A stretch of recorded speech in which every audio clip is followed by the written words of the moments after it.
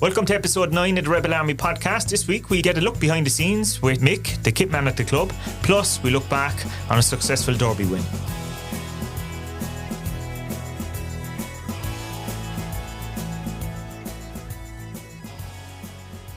Back for another podcast, joined as always by Aaron Howey. How are you? Not too bad, Stephen. How are you? Good, you survived the muck Friday night. Yeah, I did. I stayed sheltered up in the gantry, so I was alright. I got a bit wet, but not as wet as the lads who were out on the pitch or those around the pitch. So That was one of those mud wrestling events or something by the time the match was over. As it went on, and it wasn't until I was, when you're watching the game, you could see how bad it was getting, but when I was editing the highlights and I saw how it was at minute 1 and how it was at minute 90, I was like, Jesus, that was a rough 90 minutes on that Especially the pitch close to the shed end by the Donny Ford. It was really, the ball was getting caught up there. Yeah, it seems to be down that end of the ground. That's where I don't know, is there ever so slightly a little gradient, like a little hill down that way, but that seems to be the end of the ground. Or coming in from somewhere else, because if you look outside the ground as well, as I was coming in the ground, outside the main turnstiles and the corner there as you go up by Derry City, just on the corner, it was starting to flood already, and Turner's Cross has flooded there before as well, so maybe there's some sort of, maybe off the Tramore River or something is nearby and it's coming up through the fucking shores or something there. Possibly, yeah, but that was probably one of the worst conditions, one of the worst matches anyway. Turner's Cross cutting up so much. It was so bad, like. Yeah, it's had a rough time of it. The last couple of months, weather has just been freakishly bad. Well, the farmers ran about it all the time. I think it's rained non-stop since last summer, I'm sure. Like, we've had a couple of dry spells, but like, feels like it. Crazy. But look, we won the game. Great win. Great game. I would go as far as to say it was the best I've seen him play anyway this season. Funnily enough, yeah, it's something we've all been saying, and Tim said it a couple of times in press conferences, that once the pitches get better, we'll be really good.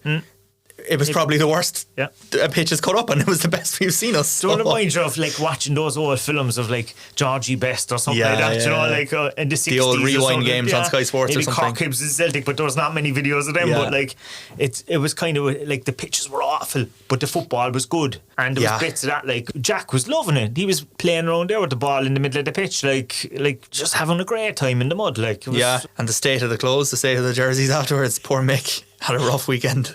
Yeah, and obviously we have him in this to talk to us this week, and that was planned. There was a couple of I had a couple of messages, and there was a couple of stuff came in on Instagram saying you're only doing this to keep Mick on side after the weekend you put him through. But we did have this in the pipeline. We were looking at guests, and we said this, I think maybe about 3 weeks ago, we said we must get Mick in because he's been involved in the club for such a long time. But we kind of thought Mick would have so many stories as it is to get him in, and I'm sure after this weekend or last weekend he's probably wanting to kill me for bringing in white jerseys this year. Yeah, no, those jerseys were in some bad state. They were lovely when they were white, but not so much when they were brown and green and whatever other colours they were come 9:30 Friday night. Everything and anything there. Yeah.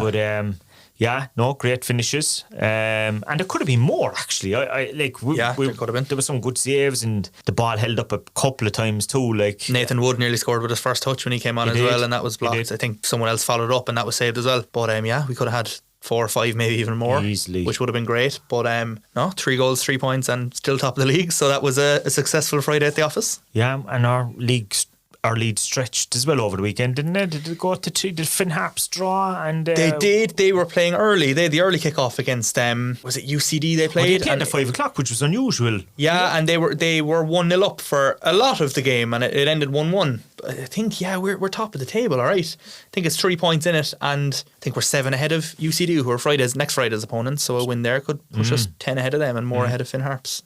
It's not a bad start at all, and clean sheet at home again, which means another clean sheet. No goals conceded at the Cross this year yet. Yeah, and we scored into the shed as well, which was something people were saying we hadn't scored into the shed yet this year, and we did. But that's a quarter of the season. We're through a quarter of the season now. We've conceded 2 goals, so that's a very, very good return and a good reflection on our defenders and Brad and goal. And now the forwards are starting to click as well. So exactly, Barry Coffey scored from different angles again. That it's not just one player scoring all the goals. Barry got in on it on Friday. Nathan nearly got in on it. Jack got another one, and Evan again. So. It's not just like the strikers are the only ones scoring or the forwards are the only ones scoring, that everyone's chipping in, which is good. Another great cameo appearance from Jaden as well, with an assist this time after scoring a goal. Do you know what? I was only thinking of watching in the game. Imagine running around, trudging around in that pitch for 70 minutes and your legs are heavy and you're wrecked, and next thing Jade Numa is coming on and he's And running the at you. speed of it. Like, it's just insulting. Like, And actually, that side of the pitch was a bit better than the other side. So Yeah. I was thinking, this is great. This is a good tactic by Tim here because he can run out of here without getting stuck. yeah, and it worked because he did the work for Evan's goal and got it into Evan. Sweet finish from Evan as well. And so that paid off. So happy And days. listen, the crowd was good. I was worried because there was a lot of rain Friday afternoon and God, like it was heavy mist. Do you know what? I was there from probably 1 or 2 and it was actually fine for most of the day. And the worst of the rain started kind of 5 or 6 around then. And that's that time when people are finishing work and, making their plans. Will I go? Will I not go? And if you look out the window and you see the rain, it kind of makes your mind up for you. So for us to get, 3,619 after that, in those, all things considered, that's a great crowd. And it wasn't Anyway, there was it's a a great huge crowd crowd. from Cobh or anything. Like Exactly. Like even at the best times, that's a great crowd in the first division. But weather conditions taken into account, it's an incredible crowd. And I'd say if it was dry, I'd say you could have had easily an extra 1,000 on top of that. Yeah, you would think so, yeah. I think you would have. So look. If it was a sunny evening, yeah. So the women weren't playing this weekend. No game last weekend, and they're back in action this Saturday, scheduled to play DLR Waves at Turner's Cross. It's a tricky one, because obviously we were there Friday night, and anyone else that was there leaving Friday night, that pitch, They called off another game over the weekend, didn't they, or something? Was it? There was some sort of... There was a final, I think, due to be on Sunday, yeah. We're recording this podcast on Monday, and no decision has been made or anything like that as far as we know. The game is going ahead, but personally, from seeing the pitch on Friday night, I don't see how a game could be played on that for Hopefully, probably 2 weeks, but yeah, we'll see. As of now, as Would we it be said, a case that they'd move it to someone else? I don't know. Bishopstown was probably cut up as well. Yeah, and Danny's been clear that he doesn't want to move a game to Bishopstown, so I'll be honest, I don't know what's going to happen, but we'll just have to wait. The weather this morning again was bad, and I don't know how it is for the rest of the week. I haven't checked. Like the weather on Sunday wasn't too bad. Like it was a lovely day on Sunday. If you had that for the rest of the week, you'd say, okay, this is manageable. It might dry out. Yeah, and then this morning was similar to Friday. So, as I said, as of now, we have a home game on Saturday to look forward to, but I don't know what's going to happen between now and then. Keep an eye on our social medias. We'll obviously keep everyone updated as to what's going on, but yeah, that's where we're at for now. A lot of the academy games were called off over the weekend as well, weren't they? Yeah, all the games Saturday. The games on Sunday went ahead. But that was just kind of because of the orange warning, was it? To be honest, it was more like the weather in Cork wasn't the issue. It was the other teams and having them travel to Cork was what the issues were. But our under-17s played away to Treaty yesterday in a dare. That was a 4:30 kickoff, and it was a 2-2 draw. Treaty actually got a 96th minute equaliser there. Oh, no. So it was also a 2-2 draw actually in the under-14 game. That was away to Wexford. But 96th minute equaliser against you is never a fun way to end the game. No matter what age level it is. Yeah, exactly. Have you any out and abouts this week? Who'd you catch up with? We did. We got Tim and Barry after the game on Friday night. So we had the...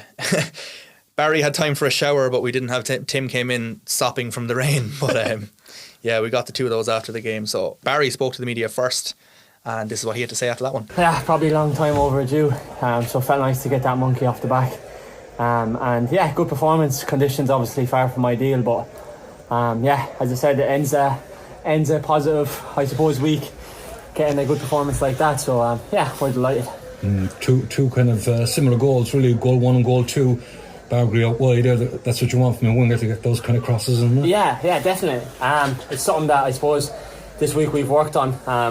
We've obviously got abundance of a talent in attacking areas, so with the strengths in our wide areas and trying to get numbers in the box, it was good to kind of go with the 1 and the 2. It probably suits me and Jacko to feed off each other, making runs into the box, and Greg behind us then. So it's something that I suppose we probably worked on all week, and I suppose we'll give the gaffer some credit to kind of exactly what we worked on paid off. So delighted.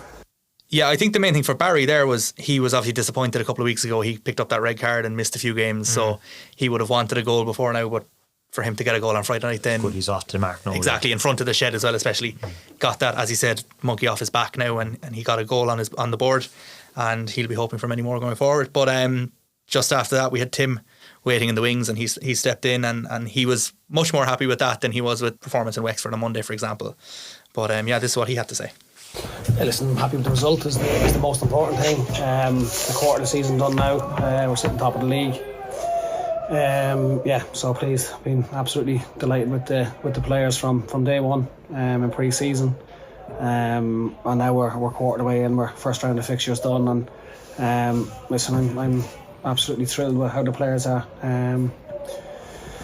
applying themselves, how they're adapting to game situations. They've had a few disappointing moments in the season so far, but yeah, listen, I'm absolutely delighted for them.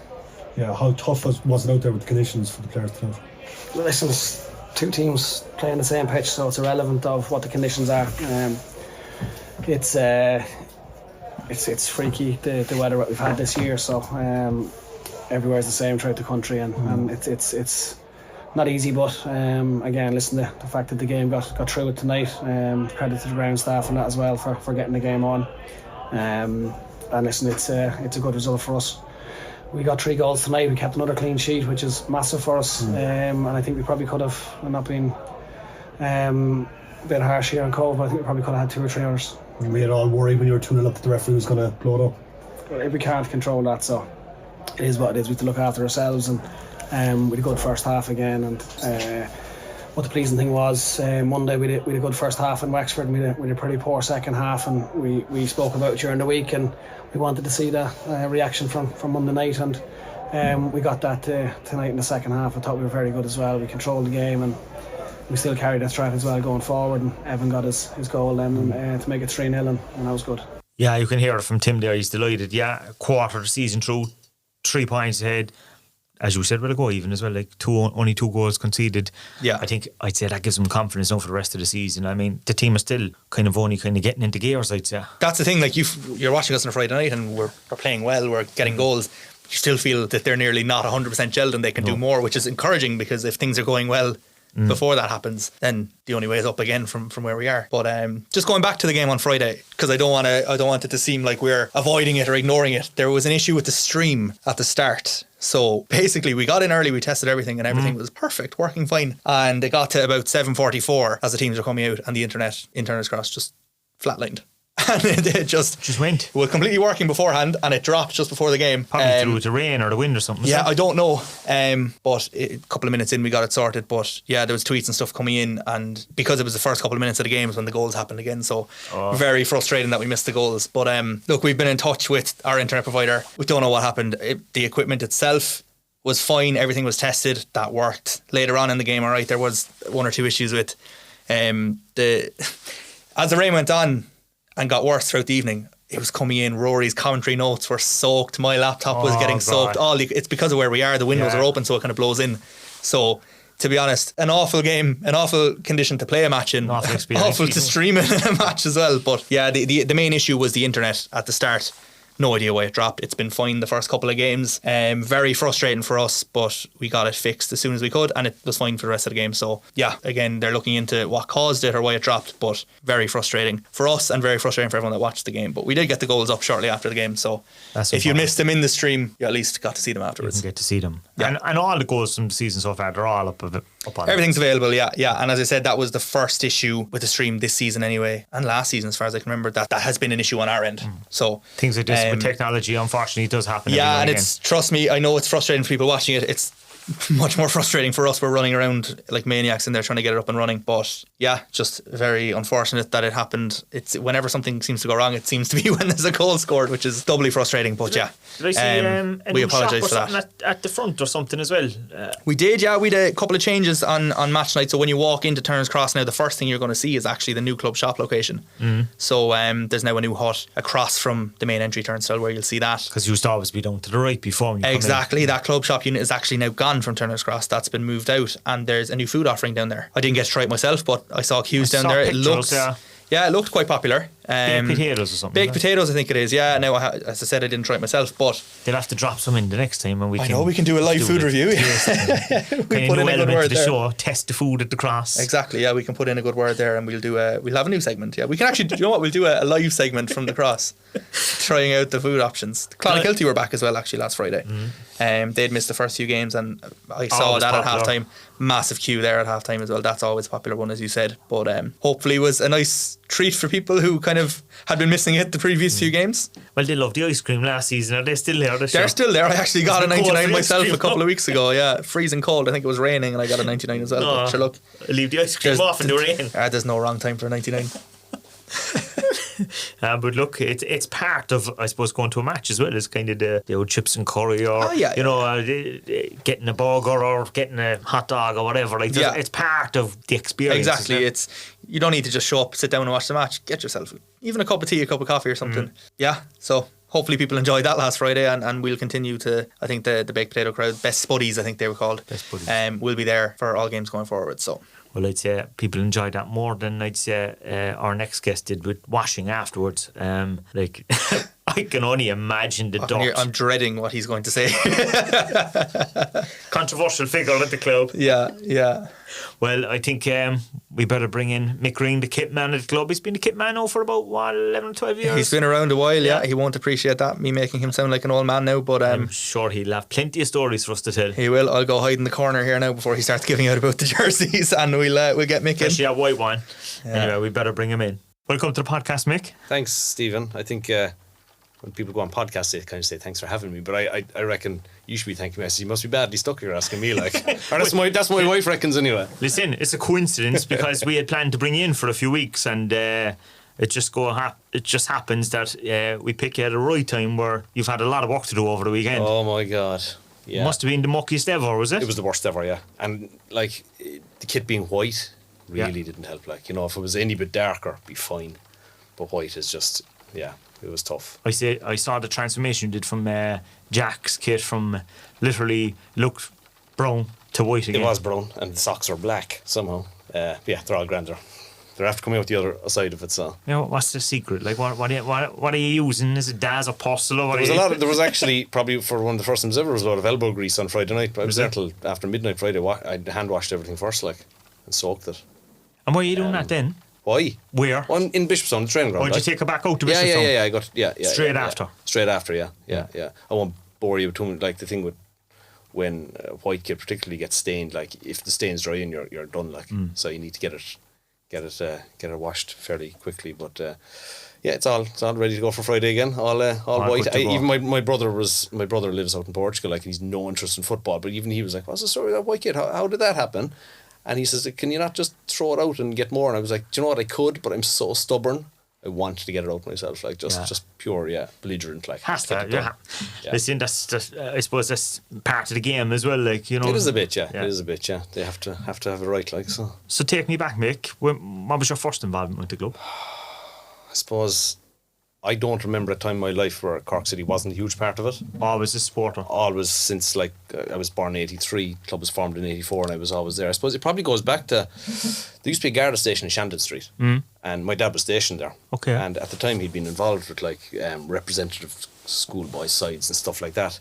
And he was in the Garda station in Shandon Street one day and Chris Hurley and Jim Hennebreen, both now deceased, came into him. Came into him and they knew him and asked him to get involved in this new League of Ireland club that was being formed in Cork.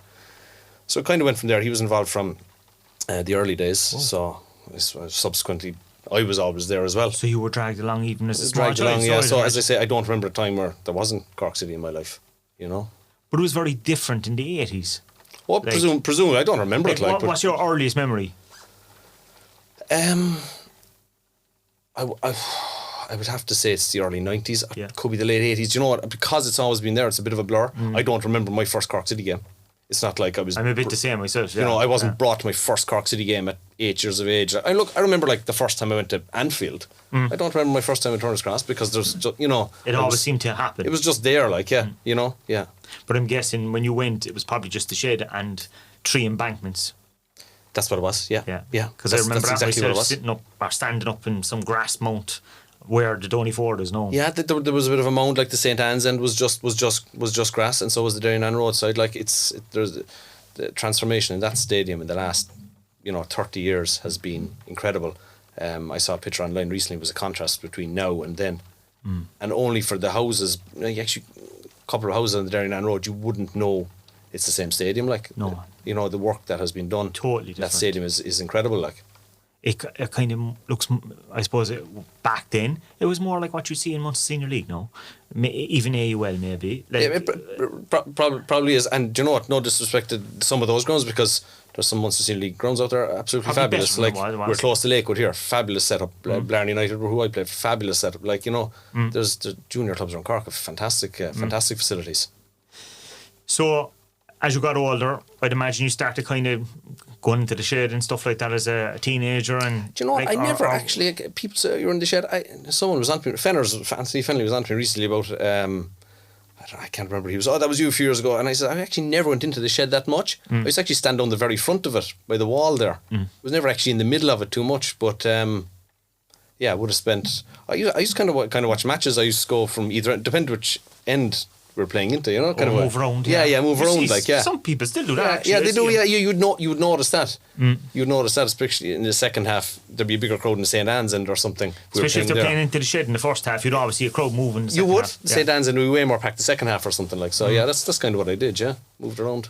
And was it, I suppose, when the whole Forest thing kind of started, when you really got involved in the club, or were you kind of no, 100%, yeah. Like up until that, I had my season ticket, all home matches.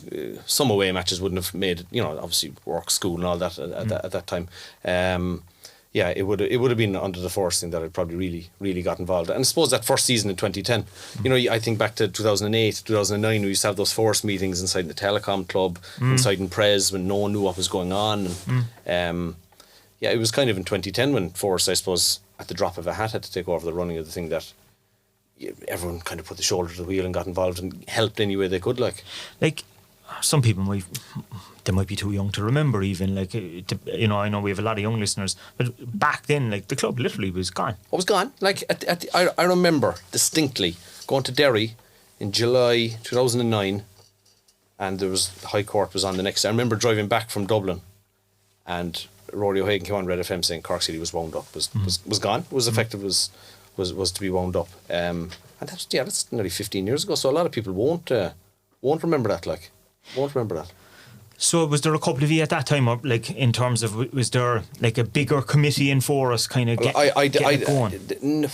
I wasn't actively involved in Forest that time. I was a Forest member that time, but I didn't get actively involved in Forest. Like, I gave a dig out with things in 2010 and 2011. But I wasn't more volunteer capacity kind of thing. Yeah, exactly. Yeah. And I didn't get elected onto the board of Forest until 2012, just after we'd won the first division. Yeah, so it was the initial group. They got us up into the Premier Division. Yeah, and you know what? Like, as you said, a lot of people won't remember that time, but like, there's so many people there. You know, you think back to, I remember being in those meetings, the likes of John O'Sullivan, Kevin McCarthy, Sonia O'Neill, Pat Shine, God rest him, Paul Hartnett, these people. I hope I'm probably leaving someone out now. Kevin Lynch. The club owe them such a debt of gratitude, and a lot of supporters don't know it, because with the passage of time, and you know. Yeah. But they put an awful lot of effort in. Huge amount. Johnson O'Brien, another one. Huge amount of time and effort. And I'd say, like, I know from being on the board the toll it could take on you, like, mentally and all the rest. So. And all of them were working full time in different capacities. And I mean, you'd hear the stories afterwards that they were leaving work, going into meetings. They were there all night. They were, you know, yeah. So, like, to keep the club going the way they did was phenomenal. And you know, was it 13 days before the season started? That's right. I remember going to. Was it Crosshaven they played? Do you know what now? I better not leave out Sean O'Connell, because he will kill me if I don't mention him. Well, that's important. If there's key members of that initial Forest board, they have to be mentioned. Yeah, absolutely. We owed them a huge debt of gratitude. Yeah, like, because I think it was Crosshaven away or something like that, and there was a load of fans turned up. Crosshaven, that's right. Yeah, that's right. And it really felt this was a community making sure that the club didn't fall. Yeah, I remember Kevin Mullen going around doing a bucket collection. That's right. And we didn't even have a kit that time. I remember, I think Adrian Ryan gave the club a loan of an old Hummel black kit. I saw that picture somewhere recently. But you know what, they put it together, like. Put it together. And what was it, a year or two maybe? Did it come up in the first season or second season? No, second season. Finished sixth in 2010 and won the first division in that 94th minute in 2011. Right, yeah. It was incredible. Yeah. Incredible. So then, like, that board then obviously did its term, is it? And how did you or did people walk away from it? Some people stepped down, some people stayed on, so there was continuity. So when I went onto the board in 2012 with the late great John Kennedy, Eric Nihuma and Colin Power, we were the four that stepped onto the board in 2012. But you had great continuity there, because the likes of Paul Hartnett was still there, the likes of Jonathan O'Brien was still there. Would say Sonia had stepped down, Sonia O'Neill had stepped down, and we'll say John O'Sullivan had stepped down. I can't quite remember who else now had stepped down at that time. So it wasn't a complete clear out, which was very important, because you had to have some continuity and know what had went on previously. So that was the start of 2012. And did you put yourself forward for chairperson then? I did, for some god unknown reason. To this day, I still don't know why. Yeah, no, I did. So I suppose what happened was, after the AGM, Jonathan O'Brien had he had stepped in as the interim chairman after John O'Sullivan had stepped down at the end of 2011. But after every AGM, the chair, all the officers, the chair, vice chair, secretary, treasurer, have to be re-elected. So he was re-elected the chairman that time after. But to be fair to Jonathan, I think he had just the year previous been elected to the Dáil. That's right, yeah. So like that in itself, I can imagine, is stressful and taxing. And I know he was up and down to Dublin a lot. Obviously, like being on the board of Cork City is very, very stressful and time consuming. And I'd say that just the work-life balance for him probably wasn't working, and he stepped away in April 2012. So yeah, there was a bit of a void. Paul Harton was the vice chairman. Kind of thought he might take up the role, but yeah, no, he did, and he kind of asked me, would I? And then I had a very interesting call from John O'Sullivan, who was the chairman the year before, and who I had so much time and still hold him in huge regard, kind of encouraging me to maybe, put myself forward for the chair. And John Kennedy was interested in it too. And I spoke to John at length, and John said, "I'm pulling my name." He says, "I want you to put your name forward for it." So yeah, that's kind of, I was 2 months onto the board, and next thing, all of a sudden, I was the chairman of the club. I was 28 years of age. I was like, oh Christ! Youngest ever, was it? I assume so. But what people don't sometimes be on about, what people don't understand, you're not an executive chairman. No. You're not we go back to the likes of the great eras under Brian Lennox, who owned the club. He was the executive chairman. It was his decision. Whereas I had no more power than anyone else on the board, apart from if there was you'd have the casting vote if there was a decision to be made, which I never had to use. But you weren't. So, well, there was pressure and all the rest, but it was shared amongst the board. And that time you had a very good staff in. Timmy Murphy was the chief executive. He wasn't long in, but he was excellent. Dana Buckley, who was years of experience in football administration. So the two of them are, and Ian is still there running the show to this day, are absolutely excellent. Ian will never go it, What's that? Ian will never go it. No, you're like an old bad smell. Sorry, Ian. No, hopefully not, because you know what, people come and go from football clubs, and he's one of the few who has just been consistently there. So 2012, they kind of come up into the Premier Division. They were kind of finding their feet still at this stage. Finding their feet, and all things considered, had finished mid-table. Actually qualified for the Setanta Cup, if you remember. That's right. I think finished 5th or 6th. Had a good season. In fairness, no, you couldn't have your first season up. What do you want? If you would give, what did we want last year when we went back up to Premier Division? We wanted to stay up, and that would have been a success. So 2012 was a very good season in terms of where you finished in the table. But the fans kind of got.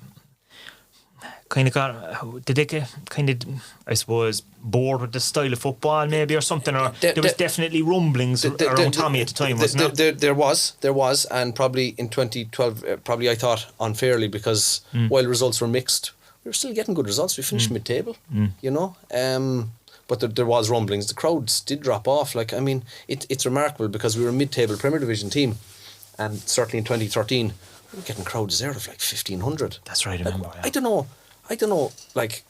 Last year, did we ever dip below 2,000? I don't think so. Not that I remember. Even in the first division in 2022, I don't think we ever dipped below 2,000. So the crowds really did dip in 2012 and 2013, and I remember I suppose at the depths of recession maybe as well. There was a bit of that, to be fair. A knock-on impact. There very possibly was, but I remember there being games there, Stephen, and being inside in the boardroom, that time. I suppose it was really only cards and tapping and all that when it came in COVID. So that time it was cash. Everything was cash. No one used. There was no card machine even in the ticket hut. So it was all cash.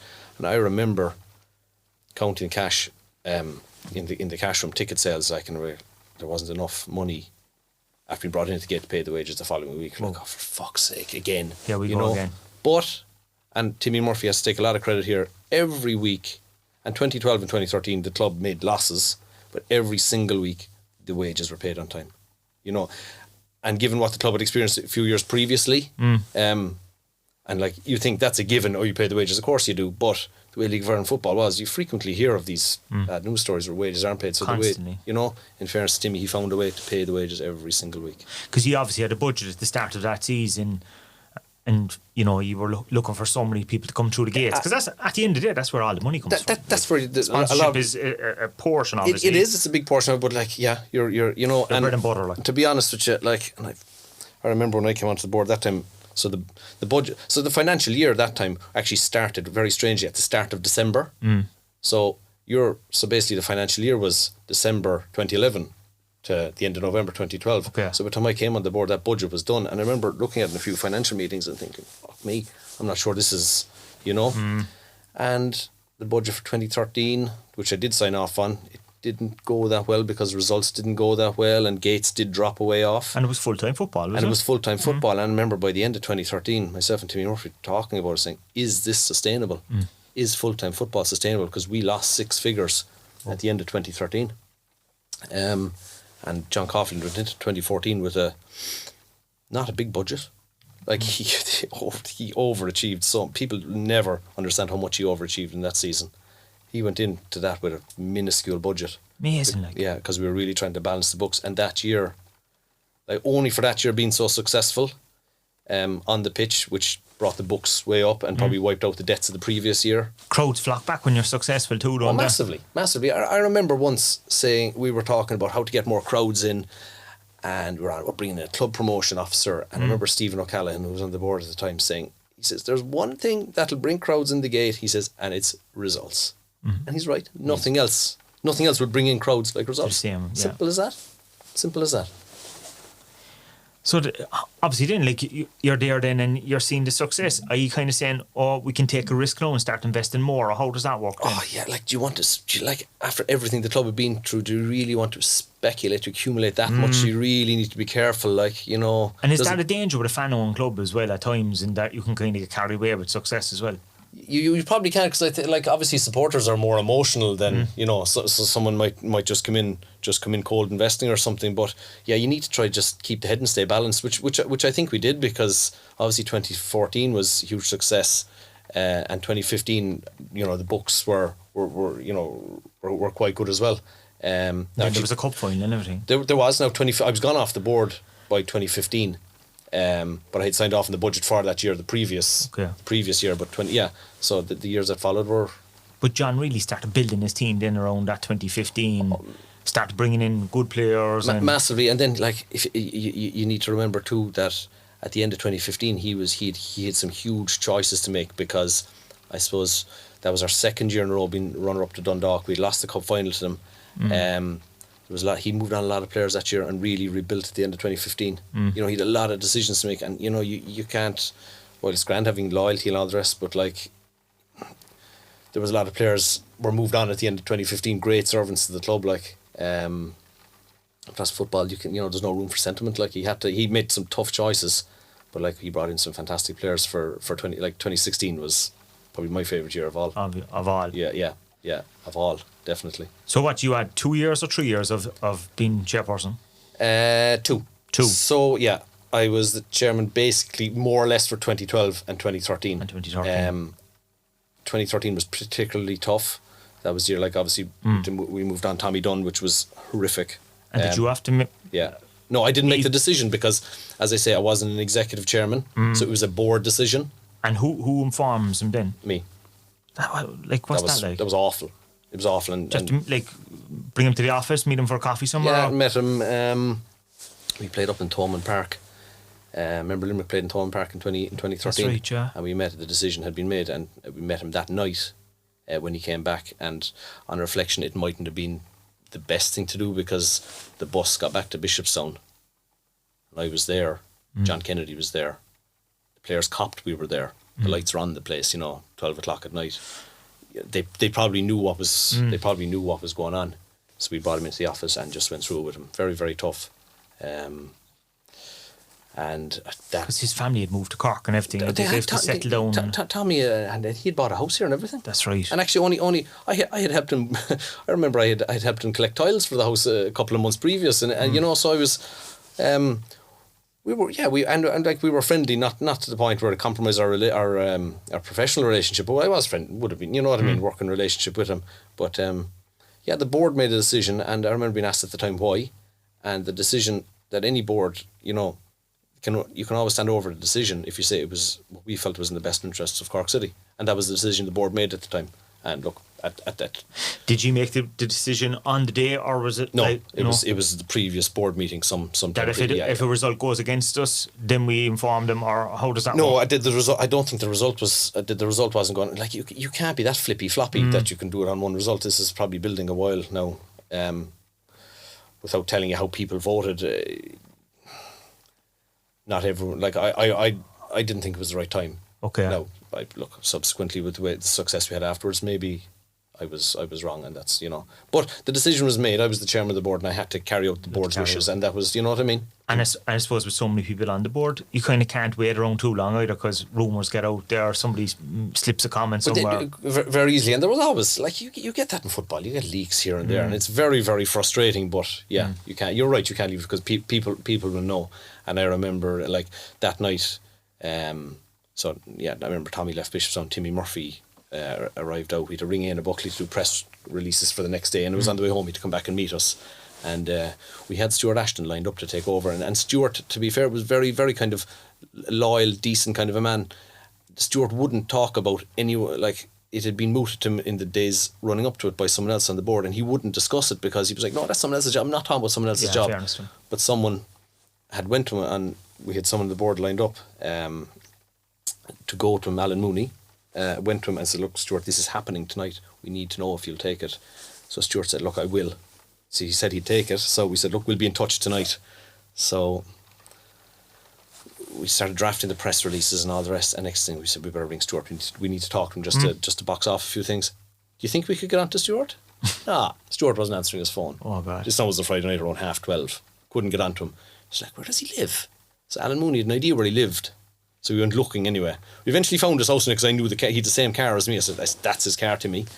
So we were outside Stuart Ashton's house, right, at 1:30 in the morning. On a Friday night. And I said, Timmy, stop a second. I says, it's 1:30 in the morning. Is this really the best idea? I says, we'll get him early in the morning. I said, we'll ring him at 7 in the morning. So the Saturday morning, we met him early inside the Riverlee Hotel as it is now. And he agreed to take the job for the rest of the season. And we met the players in the Mardyk later on. And Stuart had been involved for years. Sure, Stuart had been underage and all that kind of stuff. Stuart was the under-19 manager. He had won the double with the 19s. He had won the double with the 19s the year before, himself and Paul Bowden. Fantastic. They were a fantastic team between them. They had won everything the underage game had to offer. They had brought so many players through. I suppose it wasn't an academy that time. It was just one underage team. That's right. Yeah, fantastic. What he had achieved. The players that he nurtured, I suppose. Just yeah. So that was the toughest time under being chairperson. Yeah, it was because like, geez, at the end of the day, like, no one must be firing anyone, and I never describe it as that. I always say, look, club, we parted ways.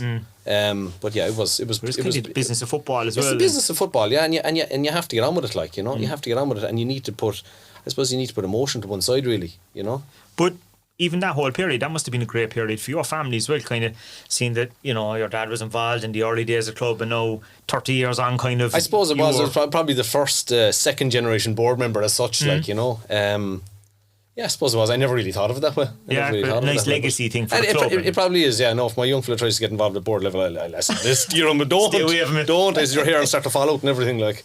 But So your time finishes as chairperson. What happens next? How did you end up as kitman? So just strange, just coincidence. So we were up it was the end of 2013. We were playing a league match up in Drogheda. I was still the chairman at this stage, but I was fairly worn from it now at this stage. I was tired, and I think it was Drogheda or Shells. I can't remember. It was one of the two of them. I was fairly worn from it now at this stage. And we went into the ground, and Jerry Harris, late great Jerry Harris, who just the man I have so much time for. He was taking gear off the bus, and I said, Jerry, do you want a hand there, And I take a hand, yeah. So I was lifting one of the aluminium skips, and I went, Jerry, these things are savage heavy. And he says, there's a bit of weight, and I'm all right, there's a bit of weight. And I was like, it was kind of bothering me that, Jerry, at that stage, like, now, Jerry is fantastic. Like, the lads used to be doing pre-season training out in the Mardyk, and Jerry used to be doing laps at the pitch. Yeah, he used to be out around the running track with the lads in his 70s. So Jerry, like, so physically it didn't bother him, but I felt really kind of bad that, geez, like, man shouldn't have to be hauling this stuff around at this stage of his life. So I knew I was kind of stepping away from the board. I said, Jerry, look, I said, if you want to hand me that stuff next year, I says, I'm kind of stepping away. Like, I wasn't stepping off the board, but I was stepping down his chair. I says, I'll give you a hand, like, you know. So he seemed quite happy to. Like, Jerry and myself got on fierce well for one reason. We're both very, very particular. Okay. Like, loads of guys had come in previous years trying to help Jerry, but they weren't as particular as Jerry was, and it didn't last. But I was as particular as him, so we got on so well together. And I think when he saw how particular I was, he kind of left me do it more and more. And it kind of just went from there. Just kind of... I So went for a in to while, give him did you just help him out? I kind of helped him out, but yeah, I kind of very quickly it just happened, just took ownership of it. Just, he was happy to let me belt away, and I just kind of got stuck in. Kind of like passing the baton on to you. Yeah, I think he came in one day and I was after rearranging the kit room, and he went, "Jeez, this place looks great." And I was like, I think he's have the after, job. I says, I think he's after accepting me. Yeah. And it just went from there, and I didn't think 11 years on I'd still be doing it, but here I am. So like you've witnessed a lot then in that period of time, like in ups and downs. Ups and downs, huge ups and massive downs. But you know what, as life goes on and things come into perspective, like when I was young, if Cork City lost the game, I'd be furious. I'd be upset. But as life goes on and you get older, everything, you know, comes into perspective. And if you lose now, you're okay, you're still a bit disappointed. But life goes on. There's more.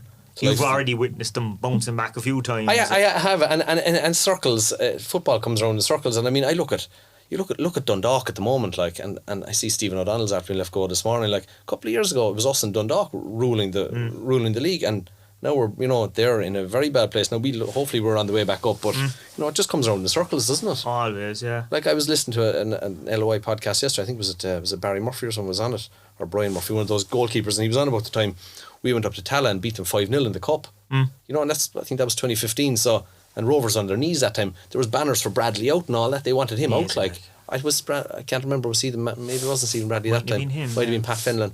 But anyway, they wanted Stephen Bradley out of Shamrock Rovers, and now look at the success he's had since. So, football's a funny business, like. Very funny, but it comes around in circles, doesn't it?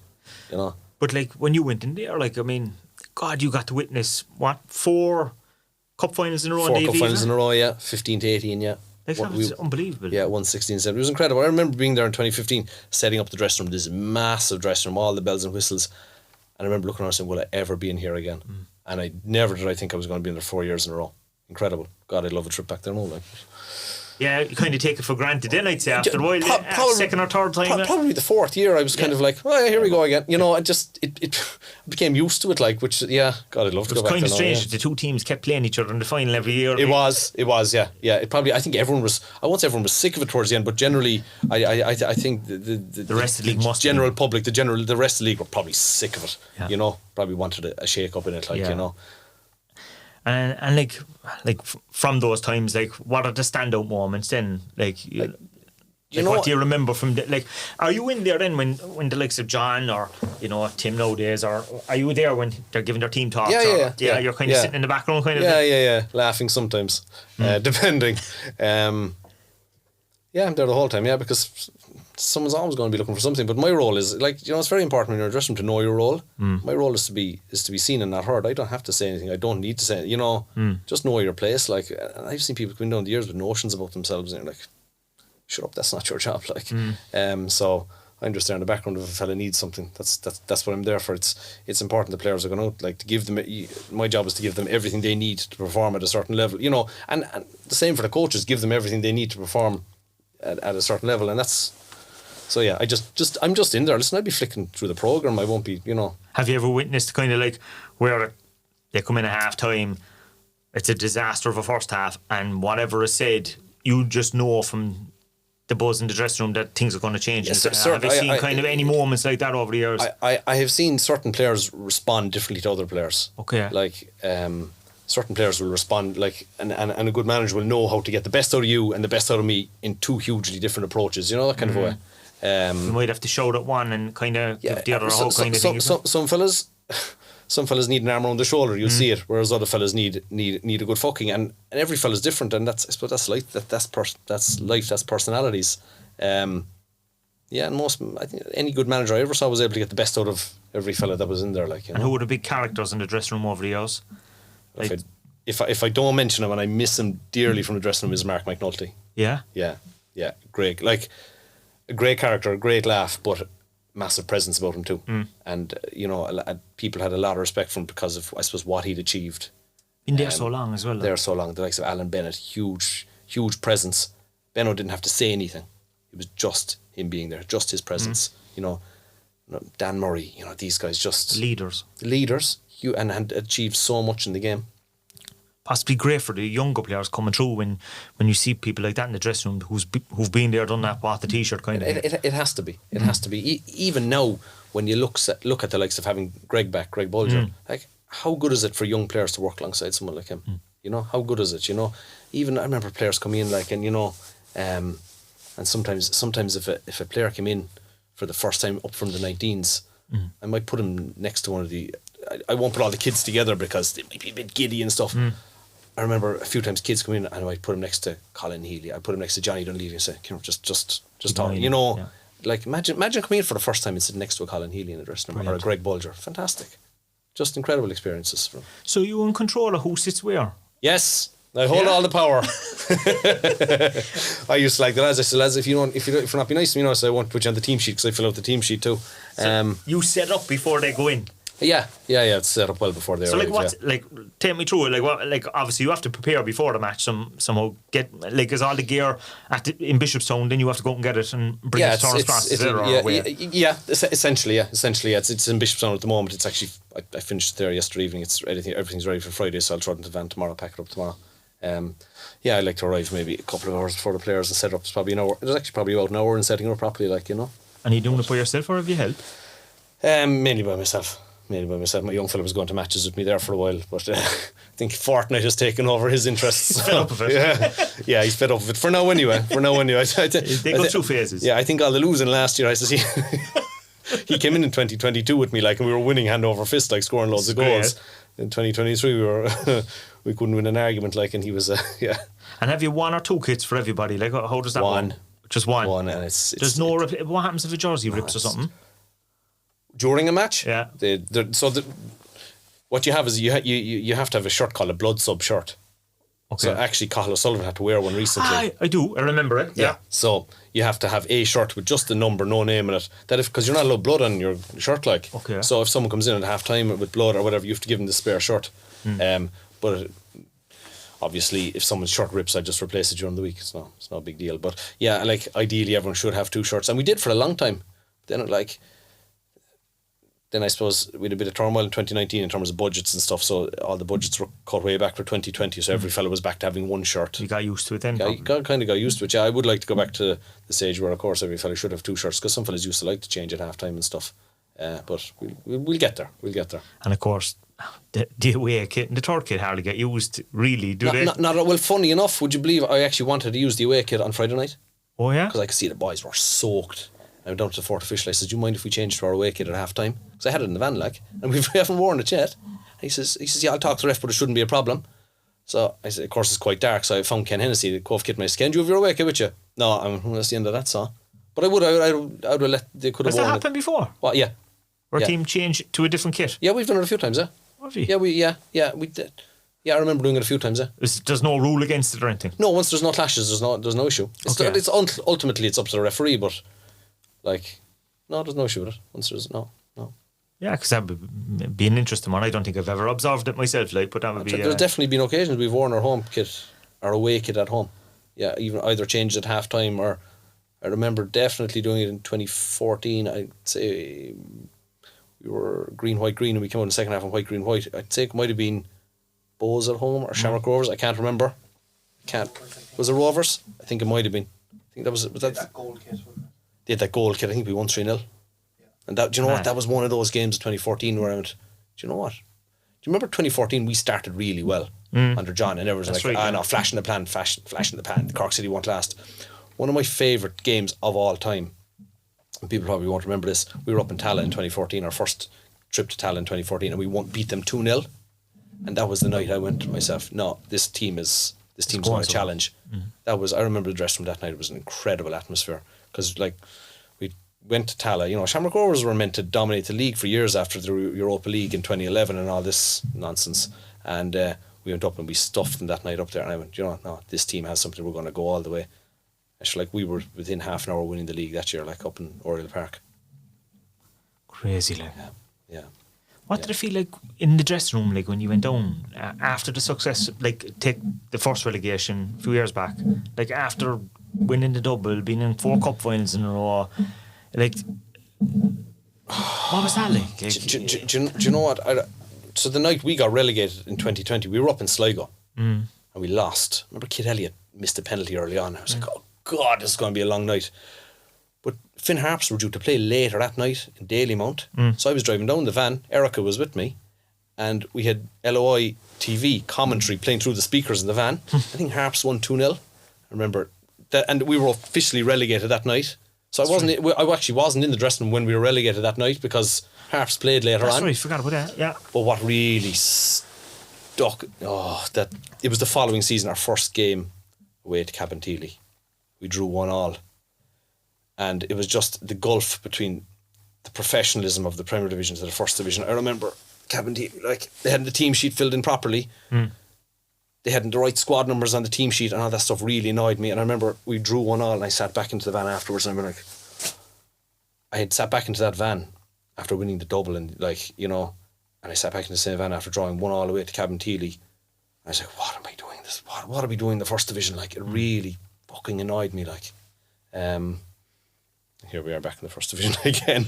But yeah, but it's such a drop. Like, you go from, you know, putting the kits out inside in the Aviva. And like in the Aviva on private chartered jets to European trips, like, to, oh fuck me, to, yeah.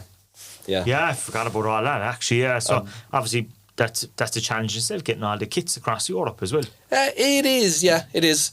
It is. I can't bring my skips, everything has to be bagged up, but that's fine. We can't bring your van with you, like, if you're going. No, I did actually on one European trip. I did, yeah. Where? Which one? Linfield. Yeah? Oh, I love that. A fucking van, it broke down on the way home. The van broke down the way home from Linfield. I had a small van that year, it was a little fucking Peugeot partner. Like, you didn't bring it to Belgium or something, go across in the ferry or something like that. Well, do you remember, I shouldn't tell the story, but I'm going to, do you remember we were drawn to, was it Levadia Tallinn? Yeah. In Estonia. I remember John Kennedy, God rest him. He came to me, he says, "You're not going to believe this." I says, "What, John?" He says, "Someone has asked me if I'm organising a bus to Estonia." Jesus Christ, says, "You better leave now, so." And he was like, poor John was like, he kind of didn't want to offend the person, but at the same time, you know, didn't know. I was like, probably leave that one off, John, to be honest. I says, fair play to you for organising the buses, but you probably want to leave that one off. Bit of a trek now, to be fair. Bit of a trek, yeah. I laughed at that one with him, yeah. But great times going across Europe. Absolutely like, incredible. Like, particularly that run in 2016 was just phenomenal. Was that? Yeah, we started in Linfield that year.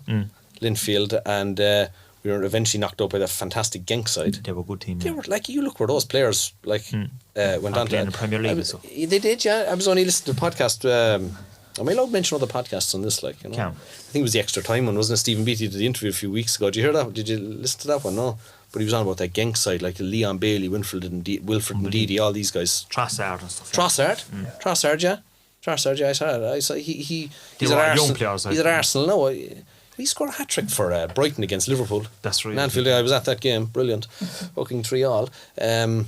Yeah, they had an incredible side, that Genk side that time. Yeah, Trossard came on against us at Turner's Cross, I think. Didn't he? Yeah. But that summer of 2016 was just knocking out Hacken. Hacken was just incredible. I injured myself in that Hacken game, you know. I tore my patella tendon in my knee. Running onto the pitch or something? Running down the side. I remember I'd been back to the dressing room to do something. I was walking back down the sideline. Next thing, Kevin O'Connor scored, and I ran down the sideline. I was running down to Cots, running, celebrating, and I said, fucking knee. Tore my patella tendon. Gobshite, like. But even the Champions League, when Warsaw came that time, it was unbelievable, wasn't it? Oh, it was fabulous. Like, fabulous. I mean, even to see the number of fans, because obviously the Polish community in Cork was huge. It was massive, yeah. And massive, they all came down the streets to singing the songs. It was massive. That was definitely, like, I remember, like, just the atmosphere in Turner's Cross. Oh, sorry. I remember the atmosphere in Turner's Cross that day was just incredible. Yeah, brilliant. And, like, I've never said it to him, but, like, Barry McNamee's miss that day still haunts me. Like, and I don't think he's listening. If you are, Barry, sorry, but a fucking miss still haunts me. Like, yeah, that was incredible. Even the facilities out there that they had, that was the big stadium, I'd say. Was Polish Army Stadium was massive. Yeah. Was that the biggest one you were in? Like, besides the Aviva and all that? Besides the Aviva, and obviously one in Linfield, Linfield Windsor Park is obviously massive. But I'd say that one is actually, yeah. Yeah, that one is, and the atmosphere there, fans that night. The stand behind the goal was closed off. UEFA had that closed because of crowd trouble. So they were all in the stand opposite us. And I remember sitting on the bench. Oh, it was just incredible. The whole stand was bouncing. They were jumping. The atmosphere. Intimidating nights, yeah. Probably would have been for the players, yeah. Probably would have. I was talking to, who was I talking to recently about it? Was it Conor McCormack? I can't remember who I was talking to. And he was just saying like it was the best atmosphere. I think it was Conor. I think it was, or was Stephen Beat. It was one of the two of them. Best atmosphere they'd ever played in. Like, and it was incredible. It was incredible, yeah. Yeah, so like as you say, like to go from the heights of that down to, no offence to Cabinteely, like. No, absolutely not. But it was a contrast, yeah. It was a contrast, yeah. I'll tell you a very good one about that hacking game, actually, like, you know. So they have a big thing in Europe, like, the officials are fierce. Like, League of Ireland officials are like, people who give out them, they're all sound. You can go in, talk to them, have a bit of crack with them. Like, when you go into Europe, the officials are such drips, like, and I hope I won't see any. Well, I hope I see them soon, but, like, they're such wet wipes, like, they're so fucking serious. But, like, they're all very, we must play this. They want to play this thing called multi-ball. Do you know what multi-ball is? No. So normally for League of Ireland game you watch it, the fourth official has a bag of spare footballs. Okay. And they play this in the Premier League a lot. It's called multi-ball, where all the ball boys have footballs. They're on top of a podium or or they're something. dotted around the pitch. And so thrown straight on. Yeah. So it's actually up to the home club whether the fourth official has the footballs in Europe or it's multi-ball. But this was the hacking game. This fourth official. Oh no, we play multi-ball. So grand, we play multi-ball. So we had one up. Like, Hacken were expecting to beat us, like. We were the underdogs in that game, so we went one up. I think it was into the second half, I can't remember. So at this stage, we needed to kind of kill the game off, so I went down to Caulfield and I says, I start making footballs disappear on the pitch. Yeah, do. So I started walking around the pitch to the ball boys, and if the ball went up the other end, I said, give me the ball. And I fucked into the crowd, just over the advertising party. I said to the crowd, leave the fucking ball there, leave the ball there. So I did this the whole way around the pitch. I said if I go back to the dugout, no, they'd be looking for me. So I was down the tunnel. Watching the game. I said the ball went out, no ball to be found. I was hiding behind Don Jones looking up. I could see the fourth official looking around for me like. A little bit of skullduggery, I fucking stayed down there. And we won the game. I'm going to take credit for that, for stalling the game for a while. It was 8 years ago now, it's too late to do anything about it. Yeah, that was, I'm going to, yeah. Just those small little things to make a difference. So after all the years of Forest then, no owner comes in. Dormer came in, yeah. It was strange. It was strange because, yeah. New regime. But you stayed there. You're kind of one consistent in the dressing room. I'm only Joe Murphy, the doc, is there longer than me. Okay, George there since 2003. Pat Dolan brought him in 2003, would you believe? And George is still there. So yeah, I'm the only consistent. Just the two of us. Yeah. Loads of changes, but like it didn't affect my day to day. Like, yeah, you know, it didn't. You carry on as normal. Like. Carry on as normal. It needs to be hung up. It still needs to be washed. It still gets dirty. Like it nothing doesn't make any difference. It didn't make any huge difference to me day to day. Like, you know, to be fair.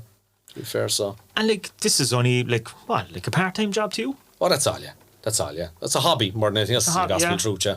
Strange hobby, but yeah, here I am. How do you balance it then with work, like?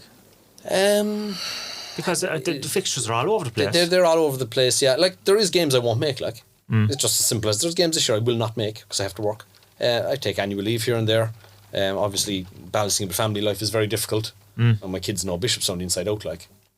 They're dragged out there. Yeah. But they actually love it because if there's no one out there, they go into the gym and they start making obstacle courses. I'll go in and there'll be little trampolines everywhere and weight benches and they'll be jumping over them. So they sometimes like going out there. Yeah. So it's just the novelty. Yeah, do you know what? I'm probably doing it so long now. I'm well used to it at this stage. Like a lot of most of the work I'll do at home. Like I'll wash and dry the gear in Bishop. I'll just throw into baskets, bring it home, sort it out. I have the van at home with me, so I can kind of get everything ready at home. If I didn't have the van at home with me, it would be very, very difficult. It's like a mobile kit room, like, you know, keep most of the stuff in that just makes it easier, like, you know. So. In many ways, it's probably easier than the first division and the Premier Division because fixtures get moved because teams are in the Cobh or Europe. You're right, and actually, like the only silver lining about the first division is the travel is grand, like, like, you know, we're home from Treaty very early. You know, we'll have Kerry in a few weeks. Macroom bypass fabulous. You know, we'll have Cobh. Like, I don't want to be in the first division. None of us do. But you're not up in Derry and Sligo and Dublin every week. I'd rather be stuck on the M50 every second Friday than, you know, than being in the first division. But that's where we are. You know, that's where we are. We just have to deal with it, like, you know. Well, look, we're off to a good start. Can't complain. Yeah, absolutely. Yeah, no, it's been. No, I can't complain. And like, how do you find in adjusting to different managers, or do you have any dealings with them? Sure, I do.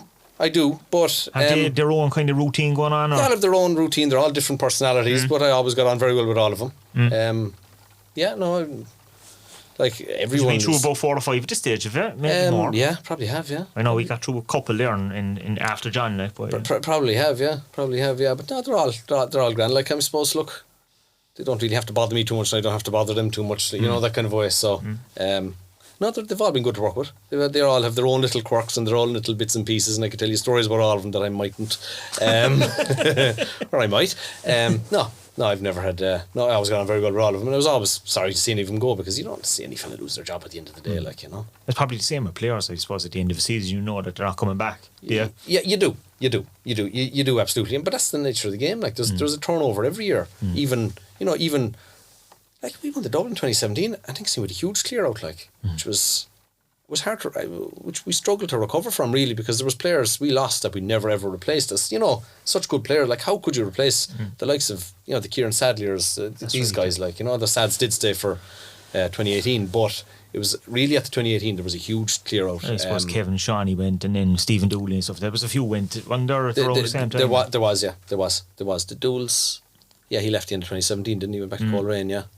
Yeah, there was. Yeah, and the end of 2018, then we lost more guys, like, you know. And I remember, like, and I'm not going to mention his name because it wouldn't be fair, but I remember pre-season 2019 signing us, announcing a player, and I looked at him and went, oh really?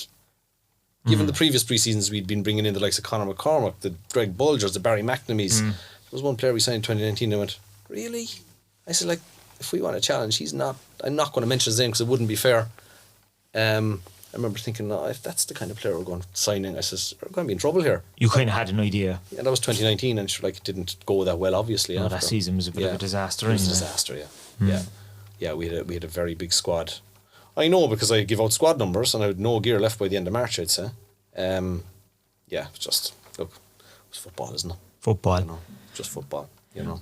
Well, look, we usually, every week, we ask oh God, these are questions. Fans, these are questions from me. Brilliant. Sending questions, and to be fair, Mick, I'd say you must have got the most. So either they're trying to test you, or what? Test me, or wind me up, or something. There could be a bit of that, I'd say. So, okay. So Greg is asking, why don't the first team have 2 of each kit for half-time change? Is it a budget? It probably is, ultimately. I think I alluded to it a while ago. That when we went into 2020 with a much reduced budget, that we had to cut back the costs. Costs were cut everywhere. Actually, if I recall, it was the amount of training gear was reduced. So that's probably. I want to get back to the stage where they do have 2 shirts, but I don't think people realise how much work I have to do to make a shirt. Like the shirt comes to me with a sponsor and a crest on it, and that's it. So I have to cut. Do you have to get all the names, numbers on the back? Yeah, cut all the names. Yeah. Normally over the winters, guys are signing, I start cutting their names like is that not sourced out to someone else or anything, no? It used to, but Howie wants me to do it. Cracking the whip there, he's a cruel bastard. You'll have to get him out. No, it's the stuff, most of it comes, like, we order most of the logos, but like I actually do cut the names myself with a vinyl cutter at home, like, so, but there's a bit of time in pressing it all, like, you know. Oh, I'd say so. But yeah, we will get back to it, Greg. So he could have I know who that is now. He could have just texted me that and asked me himself, like. Well, Dan kind of wants to know what motivates you to keep going. He said it can't be easy, especially in this climate. I often wondered if I walked away, would I miss it? And honestly, I'd say I would. I like it. I enjoy it. Why, I don't know. There's something wrong with me, but I do. I just enjoy it. It's I don't know. It's just nice to be involved. You know. Let's say it's a bit of a hobby for me too. You know, it is tough sometimes with family and work and stuff, but yeah, I just enjoy it. You enjoy it. I don't know why. Shane wants to know, will you do his washing next week while his mum is on holidays? Shane knows. I know who that is now as well, and he knows damn well I've enough washing to be doing. He's all right. I can nominate someone to do his washing for him, but I'm not going to mention who it is. He'll know what I'm talking about. So Thomas wants to know as well. He says, and you kind of I think you answered this already a while ago. He said, how do you feel about the white kit this season? Oh, I loved it until last Friday. It's a lovely design. Well, actually, before this season, one of my favourite kits of all time was white. It was the 2017 away, so I do love white. It's fantastic, and this year's is fabulous. Like, but like, how he's going to keep giving me white kits? Like, he's going to keep, you know. So I just have to deal with it. Like, so the next one is Carl wants to know, what is the one piece of advice you'd give to someone who is struggling with their confidence, because you must have a lot of confidence being in this job? Huh? Surely it was wash the socks. Any confidence to do that? I don't know. That might be. I suppose to go into a dressing room full of players every week, maybe. I'm so used to. Do you know what? It's funny because when I went to the dressing room first, like as I mentioned, you huge personalities and all the rest, and the demographic. I won't say it has changed because the age. What has changed is my age. Like there was a time a lot of the players were older than me. Now I'm talking to fellas there and like they're born in like 06 and 07. That's and the funny thing. You know, it's funny. So don't really need any confidence for my job. I don't know. Maybe that person might be mistaken as to what my role actually is. But probably. Somebody else wants to know, what player has the biggest kit size? Biggest kit size? Oh, I don't know. The load, like... It's probably all the same. It's more or less who was the biggest player you had? The fellas are gas like, Mick, can I have a small... There'll be fellas bigger than me looking for small shirts. They'll be like, are you for real, boy? I've tried them shirts on. Like, I can't get into a small. There'll be fellas there that you bet into smalls. They're all smalls and mediums. There's no one takes a large shirt. Isn't there? No. There's no extra large or anything? No. There was a couple of players... You know, we had a couple of guys back the years who were 6'3" and 6'4" who needed large shirts. Yeah, absolutely. They were nearly stuck to them, so there was two who wore XLs, but I'm not going to tell you who they were. Okay, we'll say nothing about that. I think people will know anyway. Another question coming in here. What's your least favourite jersey of the last 10 years? Least favourite? 2020 home. Yeah? Yeah. Didn't like it? Yeah, Declan Carey will freak out when he hears this. No, it's just because it was a shit season, bad memories. Like, okay, you know, so you associate it. You associated with COVID, which was a horrible time for everyone. And from a football point of view, it was horrible. Like, every match was like a training game because there was no one at them. It was horrible. You know, obviously we got relegated. It was just burn it. I just want to see it again. We won't be hanging that in the Louvre, like. So Jack and Ian are kind of asking the same thing, and I kind of said it a while ago. What do you use to clean the jerseys, and how do you keep it so clean? Like, geez, I had a bit of an education. I had to educate myself even more at the weekend because it was the worst I'd ever dealt with after that Cobh game. It's just washing powder, man. The machine does all the work, like. Yeah, don't have to do an industrial machine, I'd imagine. It's like a yeah, they're 12 kg. Everyone's saying, what is he on about now? 12 kg machine, so yeah. It's not like the one that you'd have at home kind of a thing. They actually are. They actually are domestic machines, like they're just big domestic machines, that's all, yeah. Okay. Yeah. Well, plenty vanish and plenty, pre-washes. Would you have to have a few going at the same time for all the kits? Or can you stick them all into one? I can, I have 3 12 kg machines, so I do get everything done in one. So everything that's used on a Friday night is in the wash on Friday night, like. It's all hanging, drying on Saturday, so it's fine, like, yeah, it's fine. Okay, so we have one last tricky question. We asked Ciara last week, all-time favourite 11 for Cork City. Oh, do you know what, I heard you asking her that, and I was like, if some fuckers ask me this now, I'm really going to struggle. Like, all-time, since the start. Or even since your time as kitman or involved in the club. No, I'll just go I remember actually myself and Biscuits, Phil Harrington, had this conversation one day. He was travelling with me in the van. Oh, it's so difficult, man. There's so many good players, like. So many, like. Be on goal. See, I was thinking about this during the week, and if I don't give it to Nulls, like, he'll definitely ring me, like. But I'm going to give it to Mick Devine because I'm going to give it to Mick Devine for 2 reasons. One, it'll piss Nulls off. But 2, I sincerely believe if Shea Given wasn't so dominant for the Irish team around that 04, that era, that he would have gotten early. He was phenomenal. He was a great keeper. Mick wasn't a big man, like. You know, as goalkeepers go, you see some of our, you know.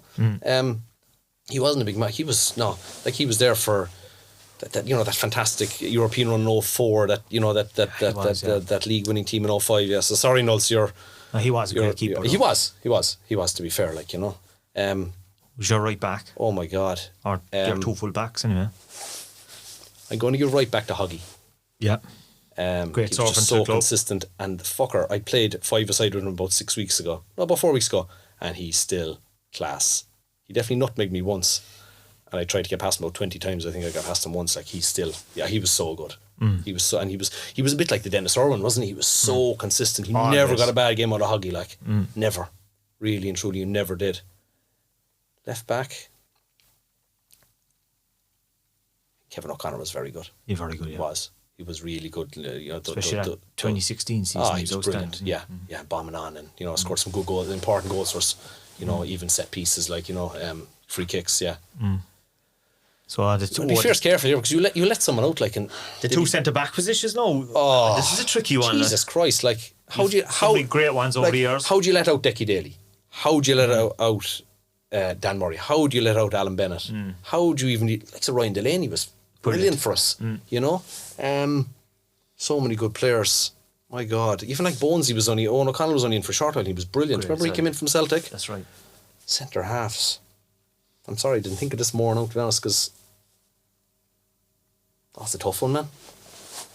It's a tough one. But I suppose the likes of Benno and Muzz, like they were there at such a successful time. Two captains. Two winning just captains as well. huge personalities. And I suppose the fact I was interested in, like the likes of Decky Daly, who I was mad about. Like Derek Collin was probably He's not a player. one of my all-time favourite Cork City players. I don't think I ever told him. I actually had Collin 5 on a shirt when I was younger, before names and numbers ever existed. I actually remember sending him a picture of it recently. It's in my attic. But I suppose for me, I worked with Muzz and Benno, you know, and I've seen what they've brought to dressing room, so I have to go with them. It's actually been such an important role for the club over the years. Most of the leaders of the club have played that position, if you think about it. They have really, and like I think like you look to this season, how important the defence is. You can see like, you know, conceded 2 goals, like how important it actually is, like, you know. So into midfield. Oh are my you going God. to play 4 across, or are you going to play 3? I don't know, like I'm tactically I actually haven't a clue about You lay football. out to Josie, I swear to God, I remember the first 2 team meetings and team talks I was in, I was like, what is he talking about? I remember Caulfield was on about stuff and I was, what's he talking about? I genuinely had no idea what he was talking about. So me and football tactics, people trying to talk to me about football and I really haven't a clue, like. I don't know. Again, how do you leave out players, like? I know. That's the tricky, like we had so many good players, like how do you let out Patsy Frayne? How do you let out Dave Barry? You know, Greg Bulger, Conor McCormick, these guys are just so good, like. players. But I'm just going to dive straight in. I'm going to put Kevin Doyle on the right. I'm going to put Liam Kearney on the left. Cairns, you can pay me later. Very attacking side here. Oh yeah, but you know what? You know you're on about even left backs a while ago. Murph. Do you remember that relationship Murph and Cairns had? Oh, and unbelievable. Murph would overlap. Yeah. I'm actually taking Kev out and putting Murph in. Whoa, yeah. Sorry, Kevin. Kevin won't be listening. He won't care. Murph, again, part of that very successful team. That's right. You know, those overlaps, himself and Cairns. Like when himself and Cairns got on the ball down the channel, the fucking whole place lifted, didn't it? It was brilliant. So who's going to hold the midfield? So, and if the 2 boys are on the wings? Like, are Greg and Patsy very similar players then? Like, you know, so do you want just one holding? I don't know. You see, this is how would you let guys out, like? You know, do you put one of them hold? Do you put one there, one in a 10? Like, how do you leave out Georgie in the 10, like? Yeah, he probably. You know. Again, because I work with Greg and I see the influence he has around the place, I'll put him in there. Greg in. I put Greg in. So Georgie's your number 10. Georgie's my 10. And who the other 2 then? Front 2. Yeah, who's your 9 and 11 maybe, is it? Again, like, you go back to how would you leave out the likes of John Caulfield? How would you leave out the likes of Pat Morley? You know. But then you look, how do you leave out the likes of Sean Maguire? How do you leave out the likes of John O'Flynn? We've had great forwards. Incredible forwards and goal to games ratio and all this. And there's a very good friend of mine who was only here for a short while and I'm not putting him into it. Kieran Kilduff, I'm not putting him into it because he'll love it. So it has to be Flinney and Shawnee. Has to be. They were so good. They were outstanding. And I know Shawnee was only a year and a half here. But for me, Flinney is our best striker of all time. He is, like. Loads of people have said it, yeah. Yeah, brilliant. Brilliant. Like, I mean, he was so unlucky with injuries and stuff, but he got on the ball, the place was just, Flinney outstanding. I remember, was it Noel Mooney was telling me one time, he said, the best player he ever played for Cork City, he said it was John O'Flynn. He said it's amazing that he didn't make it all the way to the top. Like, I'd probably just injuries came against him, like, but I remember. Do you remember that? I remember the date. It was the 5th of July 2002, and I'm really showing my age. That first game against Shells. We won 3-0. That's right. Yeah. Flinney scored twice, and Georgie scored once, and no one knew who these guys were. No, they came back from England. They came back from England after some. Was it the ITV digital deal collapsed or something? And it was a huge amount of money went out of the Football League, and all these guys started coming home again. Remember that Shelbourne game? Like, who are these guys? Like, we were after thumping Shelbourne 3-0 home. They were the champions that time. Like, it was just incredible. And local lads and everything. Local lads, yeah. Local lads, yeah. I was just. Well, that's a good team. If that is team lined up. That is my controversial 1 to 11. Yeah. Do you know what? No, I won't ask you who the manager is. No, don't. I'll go. But I'll go. Be the manager this time. I'm going to be the manager. I've nearly done everything else at this stage. Jeez, I nearly ended up. Do you remember this? I think I told you that story about the time I nearly ended up on the bench in Derry. No. Yeah. Did I tell you this? No. So, I mentioned 2010 when the whole thing was coming together. 13 games to go, and that's right. What I didn't realise is there was fierce work going on in the background, trying to get players in and all this. And Sean O'Connell rang me one day. He says, how's it going? Grand, yeah. I says, yeah, you're busy. Oh, we are, yeah. He says, tell me, are you registered to play for anyone at the moment? I says, no. Would you sign for us and sit on the bench in Derry? I went, you can't be serious. He says, so what happened was they basically had a 1 to 11. They had a starting 11. But someone in the FI, who will remain nameless, had suggested, get a couple of supporters who look like they can play. I can't play, but I look like I could play.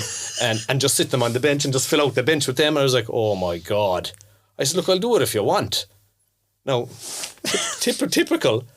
I went into work. Do you think I could get the Friday night off work? It could have been the moment. Like, it could have been the moment. Like, but as it happened, they didn't need me. They got a few actual footballers in. Been a great one to tell the kids. Like, oh, incredible, yeah. Oh, yeah, I was on the bench for City. Almost. No, I sit on the bench now, but it's only to pick up the bibs when the lads fuck them on the floor. Well, if Tim is listening to this, he could throw in maybe, just in case. No, Tim, don't. Definitely don't. That five-a-side football there, like, I know. Ask Coggy, he'll tell me now. He'd say definitely don't. But I actually played with Fergie O'Donoghue a few weeks ago as well, actually. Another great player, Fergie, in the early days of the club. He was brilliant, yeah. Fergie had to retire, I think. He get a bad head injury at home or a bad knee injury or something. He got a bad injury in one game and he kind of had to retire after that. Fergie was a fantastic player. Played with him a few weeks ago as well. Amazing, the great players over the years. Oh, jeez, we were spoiled. Like, that's the good thing about this podcast. We're going to probably get to talk about some of them over the years, and I know some of the younger listeners, they'll be like, "Who are these lads?" But it's good to get the history. But it is, but even for the likes of me, I'd love to hear the likes of a Dave Barry, the Patsies, all these guys. I'd love to hear them on it, because to hear the behind the scenes stories from that era that I didn't know. Now I have all the behind the scenes stories from the last 10 or 12 years, which was a part-time era. Yeah, very much. Yeah, like what they achieved, like.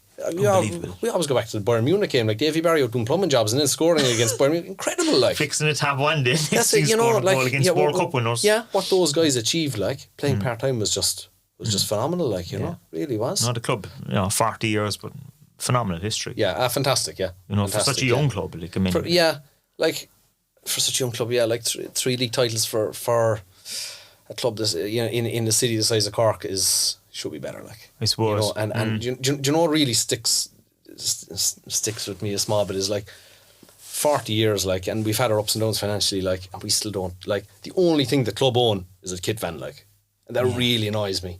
That we haven't, that down the years that we I won't say that it hasn't been sustainable at times, that we don't have more to show. We have great memories, but we don't have more to show for it. Would you blame for that then? I don't blame anyone. Because would you blame the people of Cork? No, how can you? The fickle support or anything, no? No, but you can't say that people of Cork are fickle, because supporters of sport everywhere are fickle. That's not people go on about. No, you can't, because any winning team will get backing, but any team that's not doing well won't. So I don't think it's any one individual's fault. At the time, like even the time I was on the board, why didn't we, do more? We were firefighting the whole time, like trying to pay wages and just keep the thing on the road. Yeah, but even hearing that earlier on there, the fact that you were losing 6-figure sums, like, that's crazy, like. It's mad to think about it, yeah. And look, we're still here, like, we're still here. But so it was bound to, probably, if you think about what happened in later years, where the club had to basically be sold, like, it was inevitable, because it was realistically. It's not sustainable. And when you look at the wages now, like the wage inflation in the last years in the league is nuts. Like, I know what there's guys in Dublin on, because they've told me, guys, it's a sin, like. And I hate to say it, but is it the mistakes of, the late noughties being made all over again? Same thing, or if guys are on mad money. No, look, the crowds are way up. The crowds are fantastic, like. You see games selling out there, like.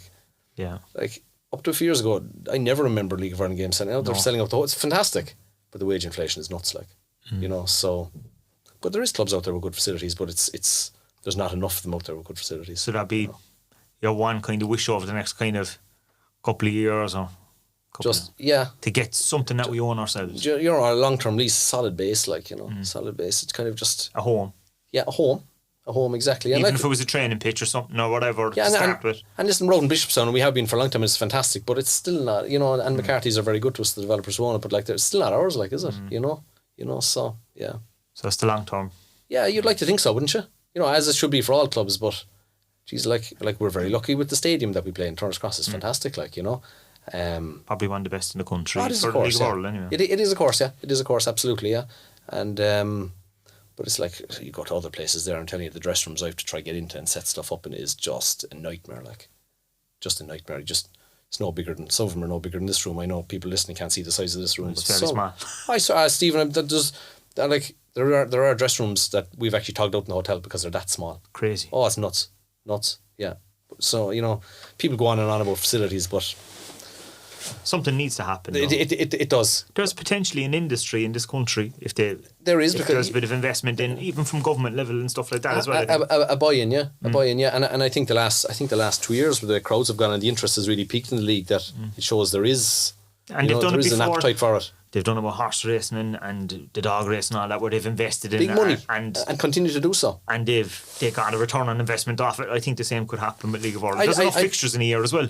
I think it absolutely could, yeah. I think it absolutely could. There's fixtures every weekend, which means, excuse me, there's knock-on business. There's knock-on work and business for all businesses around the place, hotels and transport and everything. So there definitely is. It just needs, I don't know, look, I don't have all the answers and I haven't thought about it enough, but there definitely is. There's definitely a scope for improvement, and I think if things can just get moving in the right direction, you'd like to think it would snowball, but you look at the success that Munster Rugby have had. I mean, 20 years ago, I know, like, there'd be no one at there. No one at games. I know there used to be this traditional game between Munster and Leinster. They used to play it in small back pitch up in Limerick somewhere. Was it in Gary Owen or someplace? We know one at Cork Con and all them were bigger than Munster back in the day. They were very much so, yeah. Very much so, so it probably can be now. Look, Munster are competing at the top end of European competitions, and obviously League of Ireland teams get to that point, probably not, but you'd like to think we can get close, maybe. Get closer anyway, get closer anyway. So yeah, who knows? Hopefully in the next couple of years you get another trip across Europe. And we'll edit this episode then where you give a note about the fourth officials about the multi-pass. You'll have to take that out in case they start listening. But yeah, for now it's okay. Yeah, the League of Ireland officials are sound. Yeah, no, they are most of them very well. But I hope they're all listening. No, thanks a million, Mick, for coming in, and best of luck with the rest of the season. Yeah, thank you, appreciate it. Thank you. Well, we were right with that. There's plenty of stories there. I'd say we could have got another 2 or 3 hours out of Mick. I'd say he was holding back too there. Yeah. He knew his place, as they say. He didn't want to be too controversial, I'd say. He had probably some funny stories, I'd say. I'd say now Mick that's nearly like a trailer, and Mick will want to come back for a second episode now and unleash the other stories he withheld today. Well, I'd say he'd be hoping for people to come up to him asking him other stuff. No. Yeah. Even the questions that came in, we got more questions for Mick Ring than we got for anyone else that was in. Just goes to show. Yeah. You know what? It's another good example of we've had players, managers, we've had ex-players, all that in. Mick has this unique perspective on the club from being the chairman, being the kitman, and being a supporter and being a volunteer. Like, he's seen the club from so many different perspectives and different aspects of the club. So he has stories from everything. Like the story about the bus to Estonia was hilarious. Like, well, even the story about having to let Tommy Dunn go, like, that's actually, you don't hear those stories all the time. Exactly. Like, and when you hear hear outside of Stuart Ashton's house at 1:30 in the morning. I'd say it's true. Like imagine looking out the window and seeing Mick Ring outside your house at 1:30 in the morning, like locking all the windows and doors. But stuff like that, like the Tommy story, like, that's a difficult thing for them to do. It's obviously difficult. very difficult Somebody for Tommy and his yeah. family. But to be the person, nominated to deliver the bad news as well. And interesting as well, going back when he was kind of saying, on reflection, maybe it was the wrong time to do it, as the players, everyone was getting off the bus and it was very obvious what was happening. And hearing how much they struggled back in 2013 as well. Yeah. I didn't realise that at the time, Neither did I. You're sitting in the stands, you don't know these things, like. Exactly. Even going back, to be honest, like going back to when before that, when the winding up hours and stuff happened, and when, like Mick said now, when Rory was on the news saying Cork City is no more, effectively, I was kind of just in the stands at the time. I was there to watch football. I wasn't paying a whole lot of attention, so I didn't really understand what was going on myself. And that was nice, he mentioned all the key people at the time. Exactly, and having his insight there on kind of behind the scenes and steadying the ship, but getting the ship back in the water and steadying the ship then. Really interesting, and that's kind of the logic behind bringing people like Mick onto the podcast, because not only gives a look behind the curtain in his current role, but what happened before and how we got to where we are now. I know even Mick alluded to it. We got out of the first division. We thought we were home and hosed, and here we are back in the first division. No one's happy about it. Yeah, but we've overcome it before. We need to, and we will hopefully overcome it again. And I know, like, this is a different style podcast. Mick mentioned League of Ireland and the extra time and all these. Like, I suppose us as a club podcast as well, we are reflecting on 40 years of the club. The club is 40 years this year, and it is important to kind of look at different milestones. And I know we've mainly looked at the recent history, but we had Ciara last week talking about the Cup final in 2017, what that was like for her, or even the early days of when they became Cork City and things like that. they're all important as well. We wouldn't be here today if it wasn't for all the different things that had happened previously. Exactly, everything that's happened has led us to here, and there's a lot of people from the history of the club. Mick mentioned a few there, like Patsy and Dave Barry. These are all people we want to have on the podcast at some point, and we will have them on. And we have a nice mix in listeners as well. We have young, but we have older listeners as well. Exactly, and I know the older listeners would love to hear some of the older stories. I actually had someone come up to me at Turner's Cross on Friday asking if we were planning on getting players from the late 90s, early 2000s on, and we have a list of names that we want to come on, and they're very high up on our list, and we'll hopefully get them on over the next couple of weeks. As you said, Stephen, like, we have a lot of stories to tell from the 40 years of the club. There's still stories being written now that we can tell in another couple of years. So obviously we're mixing that with what's happening at the moment. Exactly, yeah. These kind of podcasts as well, especially the guest interview, they're almost timeless. Like, if you're listening to this down the line, you can kind of skip the couple of minutes where we're talking about the match and just listen to the story from the guest, which people seem to be doing. The older episodes are still getting listened to now. I know we're only 9 episodes in, but some of the stuff is, might be a month or two out of date now. There's a thing called Chartable, and you can see which podcasts have been listened to. And I see Malik's one there from a few weeks ago was starting to get listens again. Yeah. And so obviously it's interesting, isn't it? It's amazing how things just pick up all of a sudden. But that's people go back, busy lives. I do that with podcasts all the time, where I might listen to 2 or 3 in a row, and then I forget about a podcast, and maybe it doesn't come up on my Spotify for a while, and then you listen to one, then you say, I missed that episode, I listened to that again. Yeah, you catch up. That's what we're doing, because if we constantly just talk about what's happening right now, it's going to date very fast probably. Like, but we're just to kind of give people an idea, because we are talking about fixtures, but it's only maybe 20% of the overall thing. But I suppose we should talk about what's coming this week. You mentioned earlier on, we have definitely, an away fixture to UCD, but hopefully a home fixture to UCD as well. Yeah, so it's UCD away on Friday. We've already played them. We've played everyone now, so this is the second game against them. We won the last one. They've been good the last couple of weeks, and this is, I know they're third, but this is a top of the table clash as such. So it's an interesting one. The women's one then, we spoke about it earlier. As of now, it's scheduled. It's on the calendar to happen. We'll know more over the next couple of days. But another busy weekend ahead. So the most important thing is to keep an eye on the website. Keep an eye on the socials and stuff like that, just to make sure that if fixtures are going ahead, if there's changes or anything like that. Exactly. Yeah. Look, we'll keep people up to date. Look, there may be something out by the time this podcast comes out. You could disregard everything we've said up to now. We could already have news on it. But keep an eye on, as we said, the website, social media. We'll bring you an update as soon as we have it. Just from Mick's interview earlier, there was an interesting question put to him about his least favourite jersey over the last couple of years. That can be this week's question, the Spotify least of all section. Least favourite of all time, maybe? Yeah, all time. I think Mick's was the last couple of years, but our question to you this week is, what's your least favourite Cork City jersey of all time? It can be home, away, third, goalkeeper jerseys even, if you have a picture of it and you want to send it to us. Yeah, just let us know which is your least favourite. That's a good one. Good one to finish with too. Yeah. And so hopefully we'll be back, and hopefully we'll be still top of the league next week. Hopefully. And and we'll have another guest fee. So we'll be back with episode 10 next week. Whoa. Yeah. Double digits. We're still here. Yeah. So we through quarter of our season as well. I think we are, yeah.